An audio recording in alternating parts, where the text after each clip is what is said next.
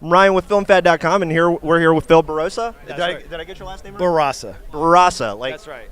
potato, right? Yeah, it does. I've heard worse. Yeah, I get worse than yeah. So the film is Justice League Dark. DC animated films in general are just phenomenal. I think I love all of them, and I have to ask on this one, what challenges did you see with the darker tone as far as character design goes? It was. It wasn't so much a challenge. It's just in sort of introducing these characters that we haven't done before into what's essentially been a series of Batman and Justice League films. So it wasn't really difficult because it was really fun actually to introduce. The reason I say it wasn't hard is because these types of characters, the more off the wall, the more monstery characters, lend themselves to more varied interpretation. So it's almost harder to miss with them. Whereas with the Justice League in general, they have a smaller strike zone because they're so established and set in stone, and they're almost like they have to be perfect. Right. Batman and Wonder Woman have to be perfect, so there's not a lot of room for interpretation. But with a character like, the Demon or Deadman or Swamp Thing, there's a lot of different directions that could work.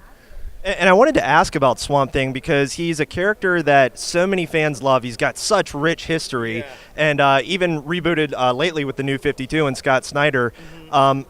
How much exploration did you do of Swamp Thing in Justice League Dark? I did for him because he could be interpreted so many different ways. I did probably 10 to 15 concept sketches, but I settled on one that I really liked, and that was the only one that I pitched, and that was the one that ended up in the film. So I did a lot of sketching, a lot of designs. Sometimes I'll do way less drawing than that because the character has to be just so. But with him, he could be interpreted a lot of different ways. So I did a lot of drawing, but then I settled on one I liked, and I pitched that, and that's the one that we ended up going with.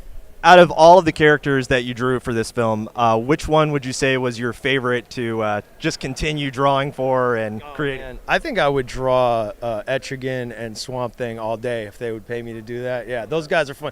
Etrigan's kind of, he's like he's a monster, but he's got this noble heart and he's heroic, and he's got this cool sort of very almost feral silhouette, and this tattered cape and a big sword, and he's just a ton of fun to draw. It's so much fun because it's superhero stuff, but it's also you're incorporating fantasy elements, so it's a lot of fun to play with characters like that. Well, I want to thank you so much for your time. It was a pleasure to meet you, pleasure. And I'm looking forward to the film. Oh, awesome. I hope you like it. Yeah, thank you.